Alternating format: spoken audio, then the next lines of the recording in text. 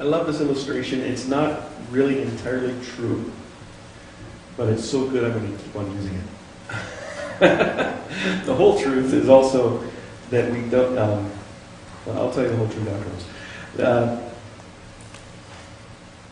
The moon doesn't have its own light, but it reflects the light from the sun to the side of the world that's away from the sun. When, in the natural course of things, there are times in the month where the moon is brighter and bigger. There's times when we see less of it, and that has everything to do with its position in relationship to the sun. There's two things that can happen in this. What happens when the moon is revolving around the earth and the earth is revolving around the sun. There are times when the moon will come in between the sun and the side of the world that is facing the sun. We call that a solar eclipse. What that does is just casts a shadow and blocks the light from the side of the world that's facing the sun. It happens a lot in the church. When we're in the wrong position, when we're seeking the glory, we're actually blocking God from the people who are trying to get to God. The other thing that happens is the earth can get in between the moon and the sun that's reflecting its light to the side of the world that's away from the sun.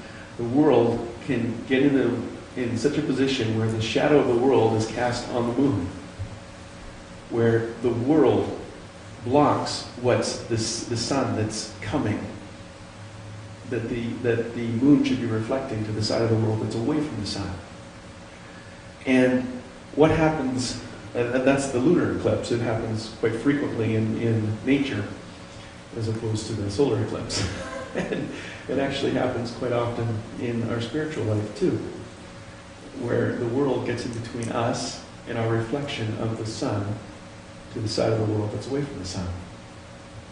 Now, in this rotation of the moon around the earth and the earth around the sun, there's a time in that rotation that the moon is the biggest and the brightest of any time of the year. In the northern hemisphere, this happens in the fall.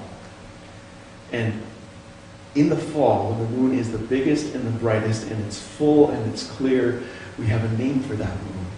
And that moon is called the harvest moon. And it's the same thing in our spiritual walk.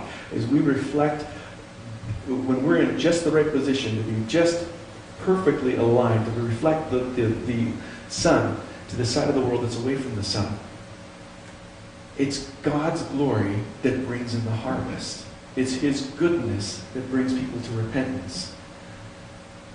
What we want to do as we're growing this fruit of the Spirit in our life is we want to be in a position to reflect the sun to the side of the world that's away from the sun.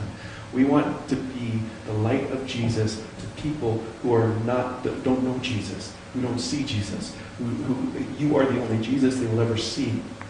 So you want to be reflecting the light of God. Now, wonderful illustration. I love it. I write about it often.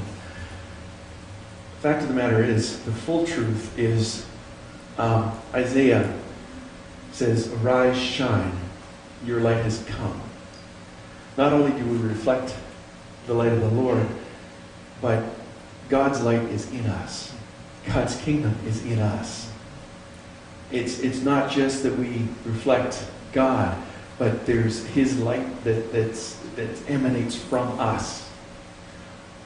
Don't want to mix those two metaphors, but just want you to understand. Sunday night we're going to talk about activating the kingdom. The kingdom of God is within you. It is within you. It's not something that you need to